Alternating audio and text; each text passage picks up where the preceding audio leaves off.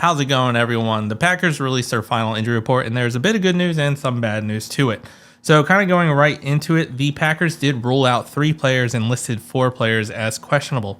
The 3 players they did rule out are luckily all players designated to return from injury. So that is Marshawn Lloyd, Brenton Cox Jr., and also Colin Oliver. So all 3 will be ruled out. They will not be returning this week from the onto the 53-man roster. So that leaves pretty much next week to all that have to return. I can see at least Brenton Cox Jr. returning, but we'll see what goes on next week.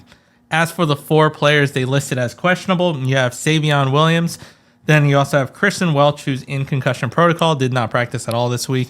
He's probably going to get ruled out at this rate. He hasn't passed concussion protocol. I don't see him getting past the concussion protocol, but we'll see come Sunday.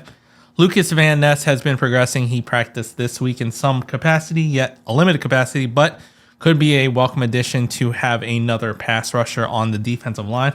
Then lastly, the big one, Josh Jacobs. He did practice today in a limited capacity.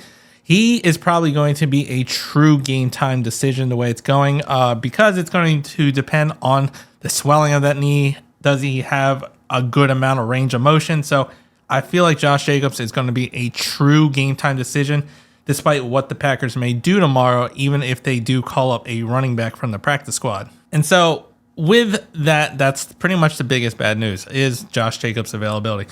If he cannot go, that means Emmanuel Wilson will be running back number 1 and Chris Brooks will be running back number 2. And that's all the running backs they have currently on the roster. So I fully kind of expect them to call up our only running back on the practice squad in Pierre Strong Jr. Even in the event that Josh Jacobs is ready to go, they'll have that contingency plan considering, like I said, I feel like Jacobs is definitely going to be a true game time decision. And so with just 4 players listed questionable, that does mean Javon Bullard, Matthew Golden, and Dontavian Wicks are getting healthier, and they'll probably see an uptick in snaps, especially Matthew Golden and Dontavian Wicks. I believe they only got like 5 or 6 snaps apiece last game, so they might get a bit more. Not a ton more, considering it seems like our wide receiver group is getting very healthy. And that also means Jaden Reed, who's off the injury report, will probably see an uptick as well. Now, Savion Williams, he is questionable. I do anticipate, I'm guessing, but I feel like they would hold him out one more game, try to get his injury a lot more healed up, especially since we have a lot more receivers healthy on the roster to where we could probably afford to have him rest for one more week. And then finally, kind of the worst news, or second to worst news, considering Josh Jacobs could potentially be the worst news. Marshawn Lloyd, like I said, he's not returning from injury. He did get injured again in this practice. He was listed with a hamstring injury. This guy cannot seem to stay healthy to save his career, like it's sad to say. So, unfortunately, he pulled his hamstring, and he is once again on the injury report, not getting returned because of that.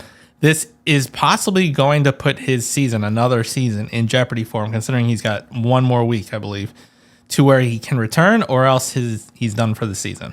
But let me know what you think down in the comments. If you liked the video, hit the like button, subscribe to the channel, and as always, go Pack Go.